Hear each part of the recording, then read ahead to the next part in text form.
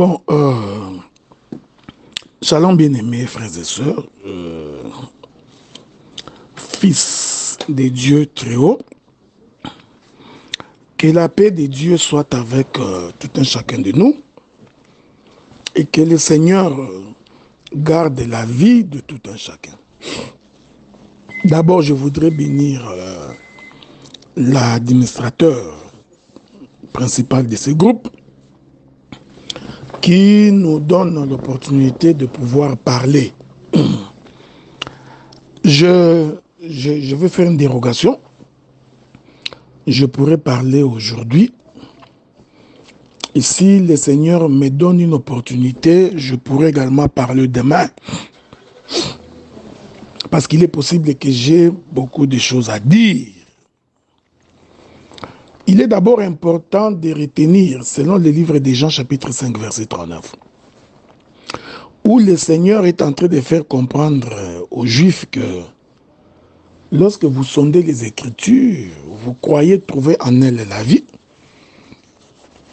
mais cependant vous ignorez que ces Écritures-là parlent de notre Seigneur Jésus-Christ.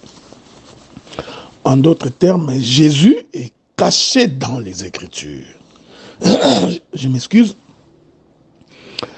Et puis, Luc chapitre 24, verset 44, une écriture connue de beaucoup, il est attesté que c'est de Jésus qu'il est question dans la loi, dans les psaumes et dans les prophètes.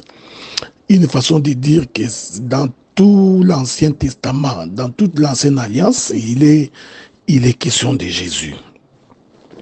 Je vais conclure par les livres des Hébreux, chapitre 10. Vous commencez à partir du premier verset, vous descendez, où la Bible dit que tu n'as voulu ni sacrifice ni holocauste. Tu t'es fait un corps, tu m'as fait un corps, voici je viens. Dans le rouleau du livre, il est donc question de moi, donc il est donc question de Jésus. Donc, ô Dieu, pour faire ta volonté. Il est important, bien-aimés frères et sœurs, de toujours retenir que lorsque nous touchons des Écritures, il faudrait éviter de faire une appropriation personnelle de l'Écriture. C'est le péché de beaucoup de prédicateurs. L'Écriture ne peut pas faire l'objet d'une interprétation particulière. L'Écriture ne peut pas se résumer dans le chef d'une personne. D'ailleurs, le frère Pierre dit, express verbis, jugez-en vous-même, faudrait-il faire plaisir aux hommes ou à Dieu? Et le frère Paul de surenchérir, il confirme que c'est de la part de Dieu qu'ils ont parlé. Si les hommes ont prophétisé, ils ont prophétisé de la part de Dieu. Donc, il est primordial, il est important, surtout dans cet évangile ici, de toujours exclure la part de l'homme quand on commence à interpréter l'Écriture. L'Écriture n'est donc pas un siège, ce n'est pas une chaise pour que quelqu'un vienne se mettre dessus. Non. L'Écriture restera donc le trône de Dieu. Voilà pourquoi lorsque nous nous attelons à ces choses, nous faisons de notre mieux pour ne vous présenter que celui qui est mort pour vous, celui qui a donné de sa vie pour vous, celui pour qui nous sommes appelés ministres de l'Évangile.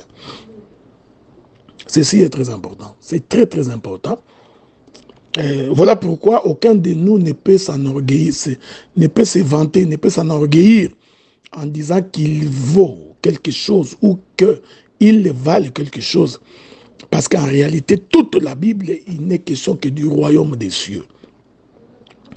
Alors, le texte que nous allons exploiter, c'est 1 Roi chapitre 13, le voyage du jeune prophète.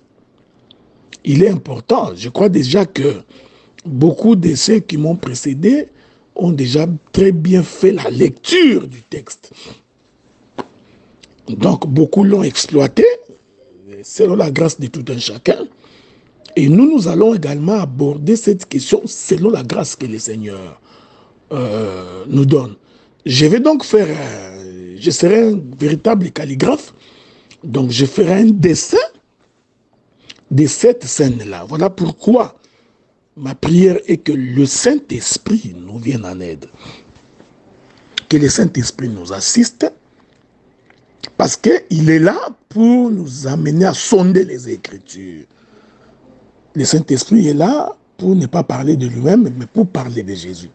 Voilà pourquoi nous avons besoin de lui présentement, pour qu'il nous aide à saisir la pensée de l'Écriture et à saisir le mouvement de Dieu. Je voudrais, avant de pouvoir continuer dans ma marche scientifique, rappeler que le Seigneur Jésus-Christ revient bientôt. Alors, puisque le Seigneur revient bientôt, nous nous apprêtons, nous faisons de notre mieux pour vivre la sainteté de Dieu. Nous faisons de notre mieux pour que notre manière d'être, notre manière de parler, notre manière d'agir puisse être conforme à la parole. Ainsi, nous ôtons, nous extirpons au-dedans de nous-mêmes toute forme d'impureté, toute forme d'animosité, toute forme de méchanceté, tout comportement anormal, anti-parole, tout sentiment diabolique et satanique, démoniaque devrait être extirpé de notre vie. Voilà pourquoi le frère Paul, je crois, c'est lui qui dit ça, il est important que nous recherchions toujours la paix, hein, que nous vivions en paix avec tout le monde, que nous vivions en tranquillité avec tout le monde, que nous tenions à l'unité de la foi, pour que le jour où le Seigneur viendra, qu'il puisse nous prendre. Ok? Ça, c'était mon introduction, qui est une forme de rappel. Une façon de vous rappeler que nous sommes sur la terre comme des pèlerins et prenons l'habitude de ne pas oublier notre objectif sur la terre. Se marier est une bonne chose, avoir de l'argent c'est une bonne chose, du travail c'est une bonne chose, voyager c'est une bonne chose, acheter des maisons, des voitures, ce n'est pas une mauvaise chose, que vous vous habillez bien, ce n'est pas grave, mais dites-vous toujours que le Seigneur reviendra pour chercher son épouse. Et rassure-toi que l'on puisse te compter parmi l'épouse du Seigneur. Voilà pourquoi nous faisons de notre mieux pour que nous soyons en conformité avec la parole et faisons de notre mieux pour que nous vivions la sainteté de Dieu, sa purification, et que le Saint-Esprit continue à être notre partage et notre soutien. Ces choses sont sacrées et elles sont salutaires. Voilà pourquoi nous les prenons avec tout le sérieux possible, sans faire des compromissions, sans faire des camaraderies, sans compromettre notre foi dans la parole. Ceci est très important, tout en restant respectueux, poli, éduqué, converti et repentant. Que la paix de Dieu soit avec vous. Nous allons donc maintenant aborder aujourd'hui, en ce qui nous concerne, le voyage du jeune prophète. Que Dieu vous bénisse. 1 Roi chapitre 13, c'est à partir du premier verset. Je ne vais pas faire la lecture pour ne pas consommer de mon temps. Je lirai de temps en temps quelques écritures pour nous faire comprendre. Il est important de comprendre que ce texte ici dresse un tableau au moment où le royaume d'Israël était partagé. C'est important. Hein? Nous sommes pendant le moment de la division où il y avait d'un côté 10 tribus et il y avait de l'autre côté 2 tribus. Ça, ce sont des choses que vous connaissez. Donc, du côté des 2 tribus, nous avions Juda et Benjamin. Et les autres tribus, les 10 autres tribus étaient de l'autre côté. Et ça, ce sont des événements qui se sont passés après la mort de Salomon. Après la mort de Salomon, donc Jéroboam va s'imposer et Jéroboam va se retrouver roi du côté de ce qu'on appelle les royaumes d'Israël. C'est comme ça que la Bible appelle ça. Les 10 tribus-là étaient appelées royaumes d'Israël et les 2 tribus étaient appelées royaumes de Juda. Cette chose, elle est importante. D'abord, c'est très, très important pour que vous soyez à même de comprendre le voyage du jeune prophète. Ok? Ceci est très important. Donc, je précise, ceci est très important, que nous avons d'un côté Jéroboam. Jéroboam, comme vous le savez, c'est quelqu'un que Dieu n'avait pas choisi pour être roi. Ceci est très important. Souffrez avec moi. C'est quelqu'un que Dieu n'avait pas choisi d'être roi et qui, par la force des choses, est devenu roi dans les territoires d'Israël. Et maintenant, comme Jérusalem se trouvait dans les territoires de Juda, souvenez-vous que c'est à Jérusalem que Dieu avait placé son Saint-Temple, c'est à Jérusalem que Dieu avait placé son nom. 1 Chronique chapitre 6 à partir du verset 15. Hein, la Bible dit que lorsque Salomon est en train de prier, il confirme que Dieu a mis son nom dans son Saint-Temple. Et ce Saint-Temple-là s'est trouvé dans le territoire de Juda, c'est-à-dire à Jérusalem. C'est important d'abord de retenir cela. C'est que les noms de Dieu, les sièges de Dieu, là où Dieu habitait, s'est trouvé donc du côté du royaume de Juda. Parce que c'est là-bas que s'est trouvé le temple.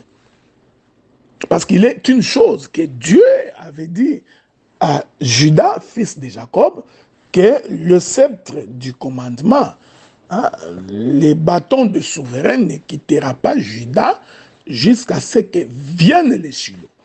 Voilà pourquoi le territoire de Juda ne pouvait pas être emporté par le règne de Jéroboam. Voilà pourquoi le territoire de Juda devait rester intact, intouchable, parce que c'est là que le Seigneur devrait venir. C'est ça même le sens de l'Écriture qui dit « Ne déplacez pas les bornes posées par des anciens », ok? Parce que c'est sur ces bornes-là qu'on devrait construire le temple de l'Éternel. Les bornes qu'on ne déplace pas ici, c'est justement le territoire de Juda qui ne peut pas être pris dans les mains de celui qui n'a pas été appelé à diriger les royaumes ou le peuple d'Israël. Donc, nous sommes à cette époque-là. Nous avons donc d'un côté des tribus et de l'autre côté, nous avons Jéroboam qui gère. Maintenant, regardez. J'ai dressé ces tableaux pour commencer à expliquer le premier mouvement. Vous allez remarquer, l'Écriture dit dans le premier verset que voici un homme de Dieu arriva de Juda à Bethel. Vous voyez, cet homme a fait le voyage de Juda vers Bethel. C'est cette première expression que je vais devoir expliquer par la parole de l'Éternel pendant que Jéroboam se tenait à l'autel pour brûler des parfums. Donc, ces jeunes prophètes ici étaient donc venus du côté du territoire de Juda, parce que vous savez que Bethel s'est trouvé dans les territoires où Jéroboam gérait. Hein, parce que vous savez, lorsque Israël savait que Dieu, on l'adore, on va prier Dieu au temple. C'est pourquoi l'Écriture dit que lorsqu'Israël faisait le pèlerinage de sa maison jusqu'au temple pour aller louer le Seigneur, il s'y rendait pour donner sa dîme. Je suis dans Deutéronome chapitre 14. Il s'y rendait pour sacrifier, donc c'est au temple que Israël s'y rendait. Maintenant, lorsque Jéroboam a fait sa petite rébellion, en ayant de son côté 10 tribus, Jéroboam savait que Israël ne peut pas vivre sans prier son Dieu. Qu'est-ce que Jéroboam fait? Ça, c'est un rappel pour les gens qui ne le savent pas. Jéroboam va prendre une statue, il va donc le mettre à Bethel. Souvenez-vous que c'est à Bethel que Jacob, lorsqu'il était en train... Souvenez-vous qu'à Bethel, que Jacob, lorsqu'il était en train de dormir étant fatigué, c'est là que Jacob va voir une échelle dont les sommets touchaient le ciel et les bas touchaient la terre. Et lorsqu'il va se réveiller, il va dire, ce lieu est redoutable, je ne savais pas que c'est ici la porte du ciel. Donc c'est ici la porte de la maison de l'Éternel. Donc tout Israël connaissait l'histoire. Alors Jéroboam, par dissimulation, qu'est-ce qu'il fait? Il prend la statue, il l'installe à Bethel. Bethel qui est quelque chose de bien, quelque chose de sacré, quelque chose d'honorable, mais il met une statue devant Bethel et il dit au peuple, voici votre Dieu, vous pouvez venir l'adorer. C'est un peu de la dissimulation.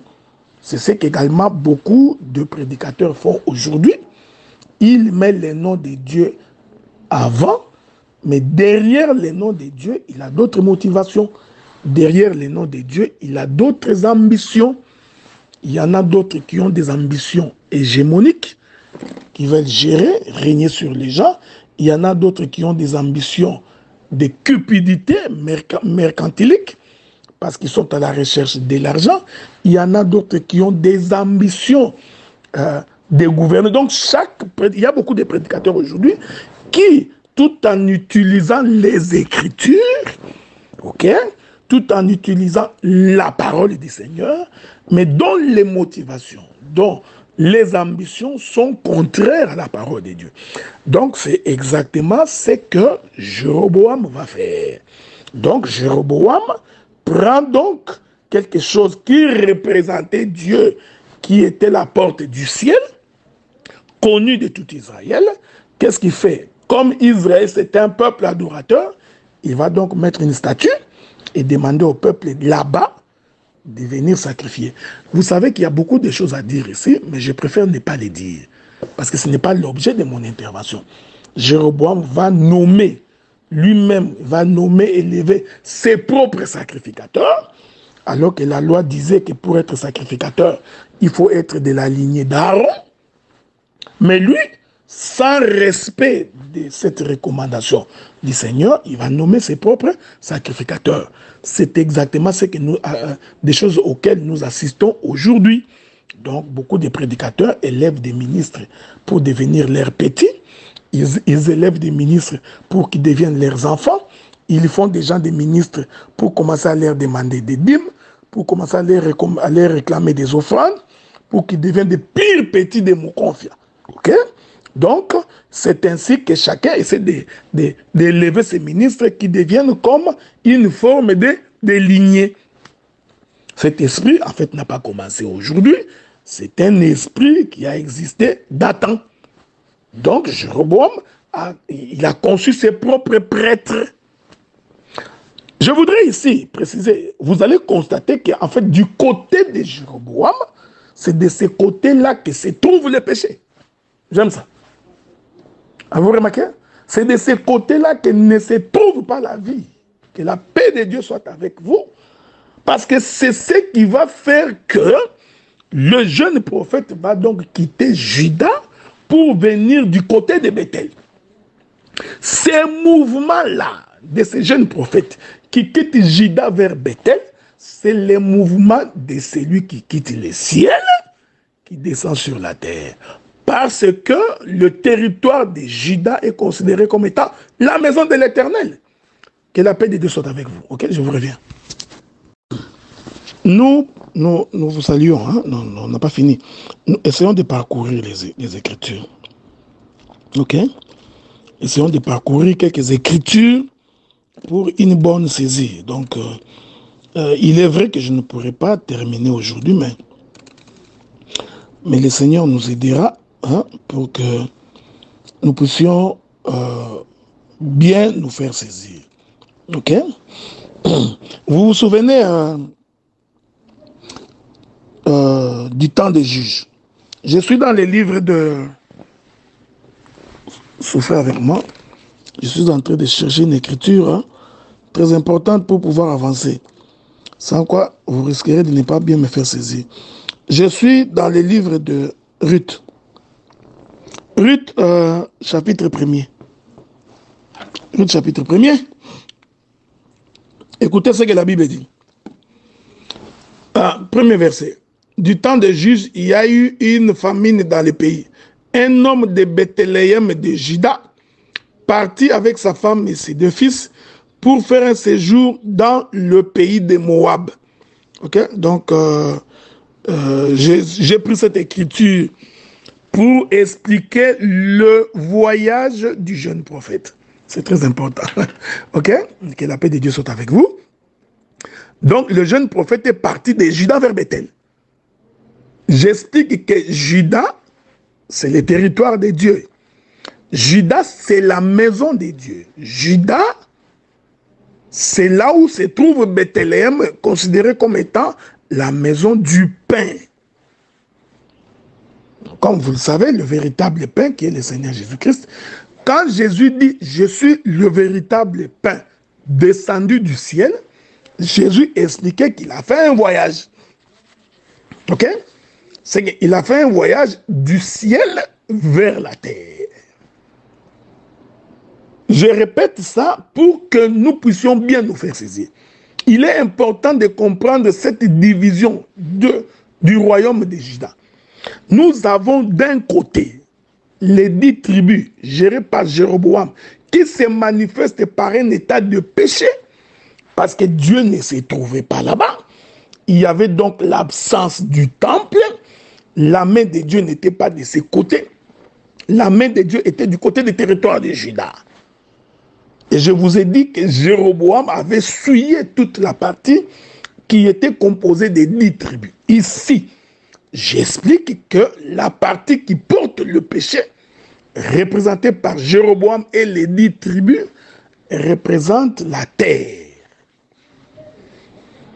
Et le territoire de Juda représente le ciel. Ok? Parce que c'est là le territoire où se trouve la maison du grand roi. Or, comme vous le savez, le véritable roi, c'est notre Seigneur Jésus-Christ. Pris dans cette dispensation, c'est important de comprendre ça. Bon, c'est vrai que en 2 heures, en 2 séances, je ne peux pas explorer tous les pays du Canaan. Ok? Ça me prend 12 jours pour explorer Canaan. Mais remarquez, nous croyons que les autres serviteurs auront l'occasion de parler également. Nous disons, c'est pourquoi l'Écriture dit que ces jeunes prophètes est donc parti de Juda vers Bethel. Ce voyage-là de Juda vers Bethel, c'est le voyage de quelqu'un qui quitte le ciel, qui descend sur la terre. Vous allez souffrir avec moi parce que nous aurons du temps pour expliquer. Or, qui est celui qui est descendu du ciel vers la terre? C'est le Seigneur Jésus-Christ. Je confirme que le jeune prophète qui fait le voyage là, c'est Jésus.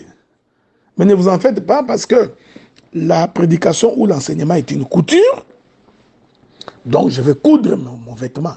Je le coudrai très proprement d'ailleurs, pour que les choses soient aussi claires.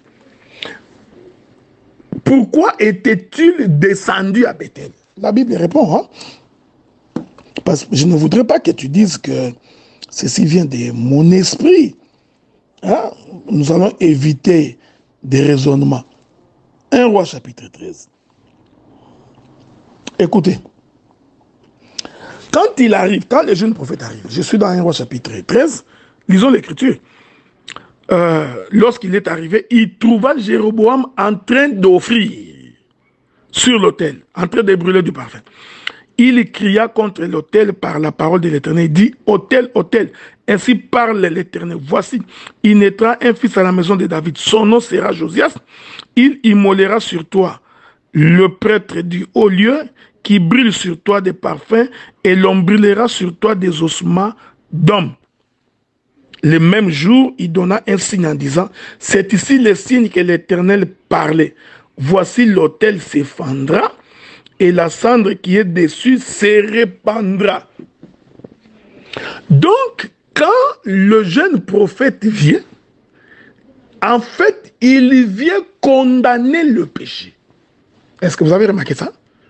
La mission pour laquelle il descend, il était venu pour expier le péché. Parce qu'il a trouvé Jéroboam avec ses prophètes en train permettez que je puisse le dire comme ça, bien que ce n'est pas trop français, en train de sacriléger, donc en train de commettre des sacrilèges. Voilà pourquoi il parlera à l'autel. Il faut retenir ce que j'ai dit, c'est très important. En d'autres termes, le jeune prophète était venu pour démontrer que ce qui se passe du côté des 10 tribus où se trouve Jéroboam était quelque chose d'abominable. C'était quelque chose de mauvais. C'était quelque chose considéré comme étant le péché. Nous comprenons que le jeune prophète en arrivant était donc venu pour mettre fin au péché. Suivez-moi très bien et avec beaucoup d'attention. Et ainsi, je confirme que les 10 tribus vont donc représenter la terre. La venue de ces jeunes prophètes vont représenter la venue de Jésus sur la terre. Mais remarquez, il est important que vous remarquiez ce que j'ai dit. Lorsque le jeune prophète arrive, il reçoit sa première invitation pour aller manger chez les rois. Ok? Est-ce qu'on peut lire ça aussi? Lisons ça. Lisons ça très bien, très bien. C'est très important. Je voudrais lire ça. Verset 4. Lorsque les rois entendit la parole que l'homme de Dieu avait criée contre l'autel de Bethel, il avança sa main de dessus autel en disant, saisissez-les. Et la main que Jéroboam avait étendue contre lui devint sèche. Il ne put la ramener à soi. L'autel s'est fendu et la cendre qui était au-dessus fut répandue, selon les signes qu'avait promis, qu'avait donné l'homme de Dieu par les paroles. Ok? Là, nous sommes au verset... ouais, c'est ça. Prenons maintenant le verset 6. Alors le roi prit la parole et dit à l'homme de Dieu, implore l'Éternel ton Dieu et prie pour moi afin que je puisse retirer ma main. L'homme de Dieu implora l'Éternel et le roi put retirer sa main qui fut comme auparavant. Le roi dit à l'homme de Dieu, entre avec moi dans la maison, tu prendras quelque nourriture et je te donnerai un présent. L'homme de Dieu dit au roi, quand tu me donneras la moitié de ta maison, je n'entrerai pas avec toi et je ne mangerai point de pain. Je ne boirai point d'eau dans ces lieux-ci. Que la paix de Dieu soit avec vous. Je reviens. Ok? Suivez-moi bien. Il y a deux événements qui se passent ici. Lorsque le jeune prophète a parlé à l'autel, l'Écriture dit que le roi étendu sa main pour saisir l'homme de Dieu. Alors Dieu sécha la main de cet homme. Oh, vous savez bien aimé dans les seigneurs, lorsque le roi voulait saisir les prophètes, en réalité c'était pour l'attirer vers lui. Je répète ça. Saisir le prophète, l'idée était de l'attirer vers le roi. Ici, je voudrais dire, le roi ici, il représente la maison d'Israël. En d'autres termes, il voulait que le jeune roi rentre dans sa maison. Qu'est-ce qui me donne le droit de le dire? C'est la suite des événements. Ok? Suivez-moi bien, suivez. Je vous reviens. Je vous prie de me suivre avec beaucoup d'attention. Hein? Parce que nous sommes vraiment en train de déchirer l'agneau et nous voulons que chacun de nous trouve sa part. Ok? Et je prie que le Seigneur nous accorde ce que nous voulons par le moment que nous nous sacrifions pour écouter sa parole. Car il est écrit, recherchez d'abord le royaume des cieux et le reste vous sera donné par-dessus. Que le reste nous soit donné parce que nous sommes attachés à rechercher le royaume. Remarquez, je vous ai dit que c'est un grand, ce sujet est une forêt. Donc, je ne voudrais pas entrer dans la grande forêt parce que j'aurais beaucoup de choses à dire. Remarquez que le roi a étendu sa main. Ce roi-là qui étend sa main, c'est le roi qui était dans un état de péché. Ok? Je dis, donc, le roi ici, il représente la maison d'Israël. Pourquoi? Parce que l'Écriture dit que Jésus est venu premièrement chez les siens. Donc, lorsque le jeune prophète descend à Bethel, il vient premièrement pour la maison d'Israël. C'est comme ça que nous expliquons que ici, Jéroboam et les 10 tribus vont donc représenter la dispensation d'Israël. Que Dieu vous bénisse. Écoutez-moi bien. Écoutez-moi bien parce que nous allons voltiger. Hein? On va voltiger, bien-aimés dans le Seigneur. Nous allons véritablement voltiger. J'ai toujours béni ces frères qui nous donnent des sujets comme ça à exploiter. Ça nous permet de déployer nos ailes. Ok? Remarquez. Parce que quand le Seigneur descend, quand il vient dans le souci de récupérer son peuple. Donc le jeune prophète ici, représentant le Seigneur Jésus-Christ, vient pour récupérer la maison d'Israël. Que la paix de Dieu soit avec vous. Mais il le trouve dans un état de péché. Avec Jéroboam à la tête. Maintenant, après avoir parlé à l'autel, le roi voulait se saisir de ce jeune prophète. Nous disons que le roi ici représente toute la maison d'Israël. Laquelle maison d'Israël voudrait se saisir de Jésus? Il est merveilleux. Que la paix de Dieu soit avec vous. Que la paix de Dieu soit avec vous. J'aime ça, j'aime ça. Regardez. Alors l'Écriture dit qu'il étendit sa main et la main sécha. Ok?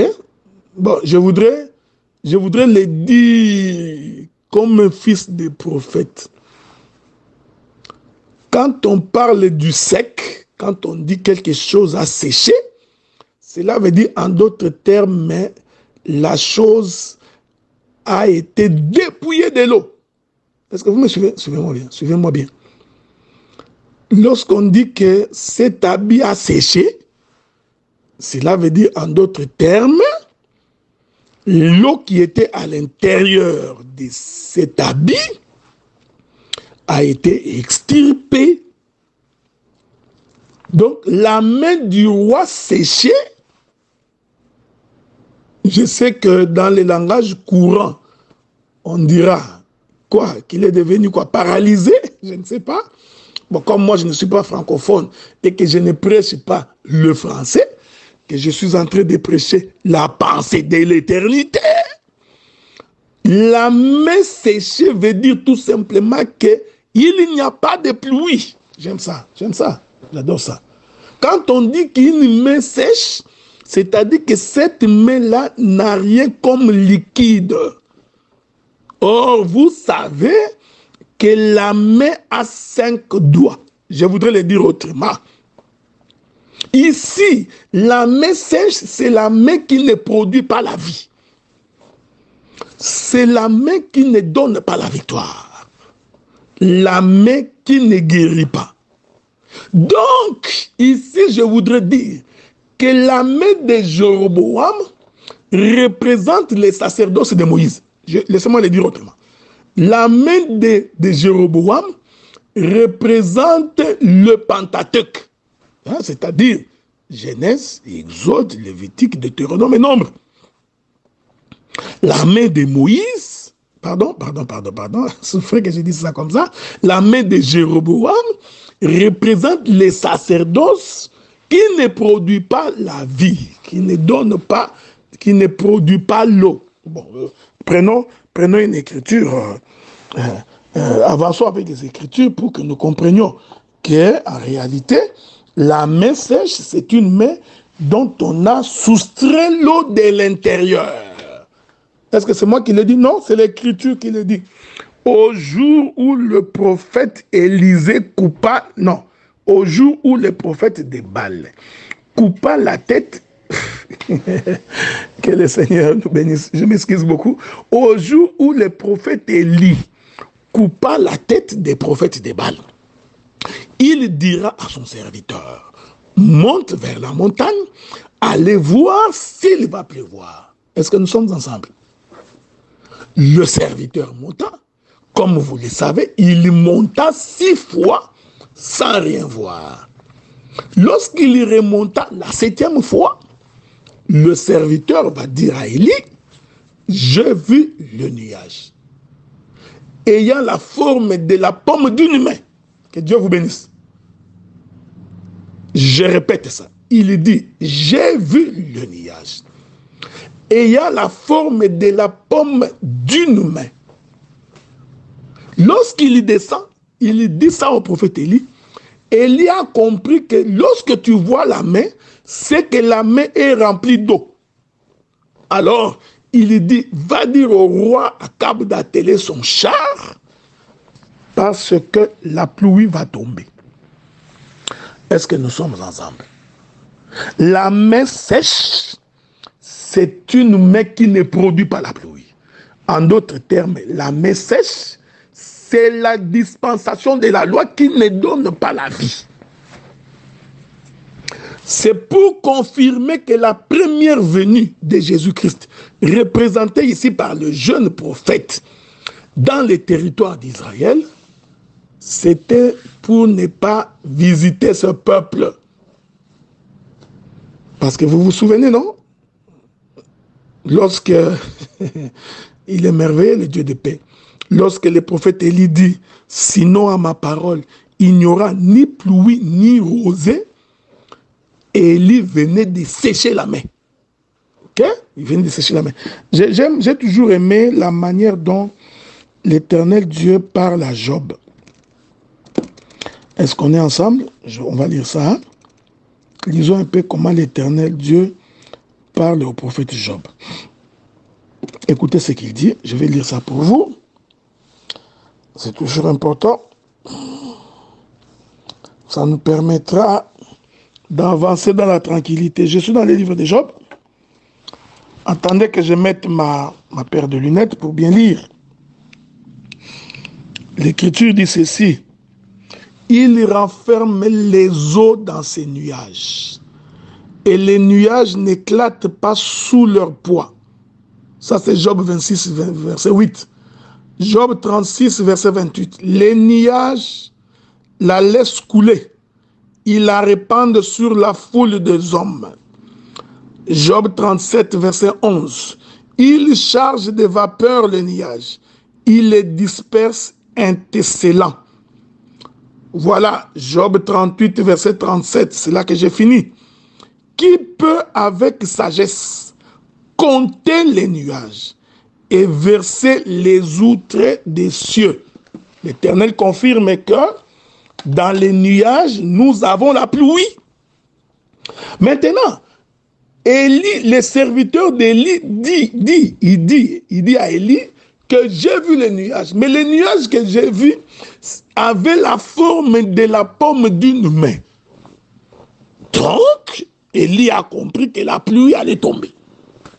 Maintenant, ici, comprenez maintenant, lorsque le roi est en train de tendre sa main pour dire, saisissez cet homme, cette main-là est une dispensation. Pourquoi? Parce que dans la dispensation d'Israël, le Seigneur Jésus-Christ, on ne pouvait pas les saisir. Est-ce que vous me comprenez? Il ne pouvait pas être attiré dans la maison d'Israël. C'est pourquoi la suite du texte va nous aider à comprendre cela. Que dit la suite du texte? Il implora les serviteurs, les prophètes, sa main redevint comme avant. Ça aussi c'est une dispensation, mais ce n'est pas ce qui m'intéresse. Ensuite, le roi va l'inviter pour entrer dans sa maison et boire dans sa maison. Hein? Il dit, tu peux entrer dans ma maison, manger du pain dans ma maison et boire de l'eau. C'est un mouvement-là, que la paix de Dieu soit avec vous. Continuons. Que le Seigneur vous bénisse, que la paix de Dieu soit avec vous. Nous sommes en train de continuer notre marche de sanctification, sous la grâce du Très-Haut. Je continue. Remarquez, il y a deux événements qui se sont passés. J'ai d'abord expliqué la main qui sèche. Bon, vous savez que dans la révélation, nous pouvons créer une pression atmosphérique et nous plonger dans les temps, nous plonger dans les cieux pour expliquer beaucoup de choses là-dessus. Okay? Il y a beaucoup de choses à expliquer. Il y a une façon de dire que ce que j'ai dit n'est pas unique et exclusif. Okay? Donc un autre prédicateur peut expliquer la main sèche d'une autre manière. Mais moi j'ai pris ça comme étant la dispensation de la loi. C'est-à-dire que cette main ne peut pas être attachée au jeune prophète. Ok? Pourquoi? Parce que ces moments-là, Jéroboam et toute la maison d'Israël représentent donc la dispensation d'Israël. Pendant la dispensation d'Israël, Israël ne reçoit pas la pluie. Pendant sa dispensation, Israël n'a pas l'interprétation de l'écriture. Est-ce que vous comprenez? Il a certes la loi, les psaumes et les prophètes, mais il n'en a pas l'explication. Voilà pourquoi la main du roi doit sécher. Cette main-là, c'est ça la loi, les psaumes et les prophètes. Mais elle les sèche parce que elle ne peut pas donner la vie. Israël a écouté la loi, Israël a écouté les prophètes, Israël a écouté les psaumes, mais Israël n'a pas cru. J'ajoute un deuxième élément. C'est ce qui est important. J'ajoute un deuxième élément. Remarquez, est-ce qu'on peut relire ça? Après cet événement-là, que fait le roi? Remarquez. Je continue à dire que si le roi représente la maison d'Israël, il reprend toute la maison d'Israël. Nous allons l'expliquer. Aujourd'hui, on explique ça. Demain, Dieu aidant, nous allons expliquer pourquoi il est allé manger chez les vieux prophètes. Nous expliquerons ça. Ne vous en faites pas. Ok? Nous allons expliquer ça. Nous sommes toujours dans 1 Roi chapitre 13. Ok? 1 Roi chapitre 13. Remarquez dans ce verset. Nous prenons le verset 7. Je vais lire. Le roi dit à l'homme de Dieu, entre avec moi dans la maison, tu prendras quelque nourriture et je te donnerai du présent. L'homme de Dieu dit au roi, quand tu me donneras la moitié de ta maison, je n'entrerai pas avec toi, je ne mangerai point de pain et je ne boirai pas d'eau dans ces lieux-ci. Car cet ordre m'a été donné par la parole de l'Éternel. Tu ne mangeras point de pain et tu ne boiras pas d'eau. Tu ne prendras pas à ton retour le chemin par lequel tu seras allé. Et il s'en alla par un autre chemin. Il ne prit pas à son retour le chemin par lequel il était venu à Bethel. Que Dieu vous bénisse, que la paix de Dieu soit avec vous. Vous savez, ce texte-là, il est merveilleux. Hein? Ce texte-là est merveilleux. Remarquez. Donc, lorsque sa main finit d'être séchée et qu'elle redevienne normale, et qu'elle est revenue normale, le roi va faire encore une autre demande. Il demandera à cet homme d'entrer dans sa maison. Pour faire quoi? Pour manger et boire. C'est ce que l'homme dit. Je ne mangerai pas le pain dans ta maison. Je ne boirai pas du pain dans ta maison. Je ne prendrai pas ton présent. Ok? Donc, même si tu donnes la moitié de tes présents, je ne prendrai pas. Est-ce que vous me comprenez ce que je dis? Les refus du jeune prophète de ne pas prendre le présent voudrait tout simplement dire de ne pas agréer son offrande. Ok? J'aime le psalmiste David. Hein? Non, le sage Salomon. Que dit le sage Salomon? Salomon dit quelque chose d'extraordinaire. Je ne sais pas si je vais trouver ça. Hein? Souffrez. Je vous ai toujours dit que je ne suis pas un bloqueur de versets. je ne bloque pas les versets, mais j'ai pris que le Seigneur m'aide à trouver ces versets-là. Hein? Regardez. Je cherche une écriture, mais pourquoi je ne la trouve pas? Est-ce que c'est dans Psaume ou dans quoi?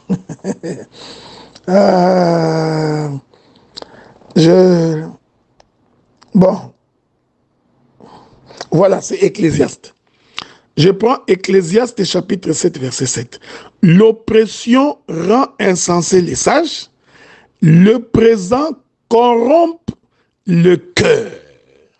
Ok? J'ai pris cette écriture dans la Révélation. C'est-à-dire, quand on donne un présent à quelqu'un, dans un autre langage, on est en train de séduire son cœur. On est en train de les corrompre. Ici, il ne faut pas prendre la corruption dans son sens péjoratif, non. Or, vous savez que ce qui a corrompu le cœur du roi, c'est-à-dire ce qui a corrompu le cœur de Dieu, c'est justement l'offrande de Jésus. Le fait que Jésus est monté sur la croix, le fait que Jésus s'est offert à notre place, le fait que Jésus s'est donné en rançon pour nous, ces gestes-là a affaibli le cœur du roi. Voilà pourquoi aujourd'hui, même quand le Seigneur est en colère, il ne peut pas nous frapper. Même quand il est en colère, il ne peut pas nous maudire. Pourquoi? Parce que le sacrifice de l'agneau est pour lui comme une corruption. Ça apaise la colère du roi. Vous savez que dans la vie, même naturellement, quand quelqu'un est en colère vis-à-vis de toi, il suffit de lui faire un cadeau. Une fois qu'il accepte le cadeau, même sa colère la diminue. S'il ne veut pas te pardonner, il va refuser ton cadeau. Est-ce que vous comprenez ça? Il est merveilleux. Donc le roi, en proposant le présent à ce jeune prophète, le jeune prophète a refusé. Que la paix de Dieu soit avec vous. Ces refus-là, c'est ça même le sacerdoce de Moïse. Parce qu'au temps de Moïse, Dieu n'a pas agréé les sacrifices d'Israël. Ok? Il n'a voulu ni sacrifice, ni holocauste. Donc, l'invitation du roi, j'aime ces choses, frère. Il faut aimer ces choses.